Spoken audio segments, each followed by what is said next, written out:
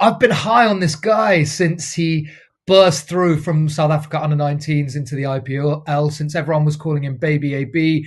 He was playing for Mumbai Indians when he didn't have a hair on his chest. And you'd say that path to professional cricket maybe hasn't been as smooth as it was expected to, right? He's had some lean scores. He didn't pick up an IPL contract this year, but he's been a really crucial cog for MI Cape Town over the recent matches. He's averaging around 50. He's got 4 not outs in 9 innings.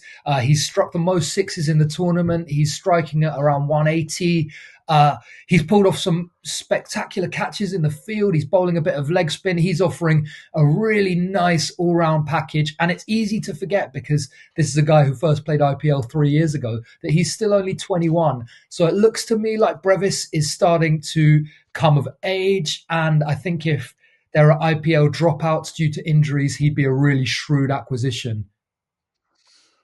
It's really interesting you bring him up, right? Because I think there's kind of 2 stories. There's his development as a player, but there's also what's been happening to Mumbai Indians as a kind of wider organisation, almost since the point that they bought him, right? Because the point when they buy him 3 years ago, you could or bring him into the IPL.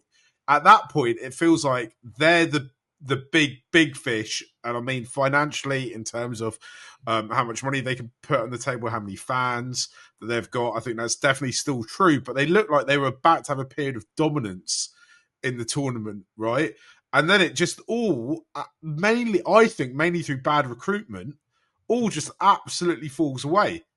Mahela Jayawardene at that point has moved from being head coach up to global director of cricket. It's also a point when there's kind of the kind of large expansion of IPL teams taking over teams across the globe, including MI Cape Town and MI Emirates.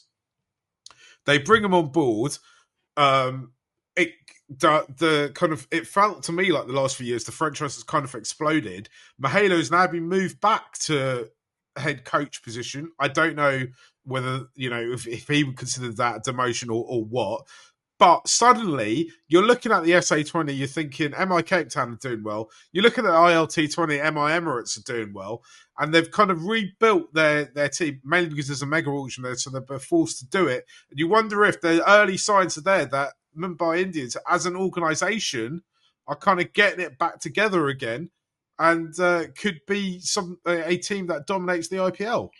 Yeah, I wouldn't be surprised at all, right? They've taken a lot of heat. I think it's worth saying that when the IPL expanded from 8 to 10 teams, they were hit quite hard because they had probably the strongest side before then. And then there was a mega auction. They've taken a lot of heat as well for this kind of policy of trying to bring through players who are really in their very early stages in their career. I mean, you think of the likes of Brevis, Stubbs, someone like Namandir, I believe, Mafaka, all these guys, even someone like Marco Janssen, who is, I think, fast becoming a superstar now. But these guys who they've given opportunities to at a very early stage, and people around the world are saying, look, guys, there's a mega auction every 3 years. It's not like football. You don't get anything from playing someone who's 17, who's then going to go to another franchise.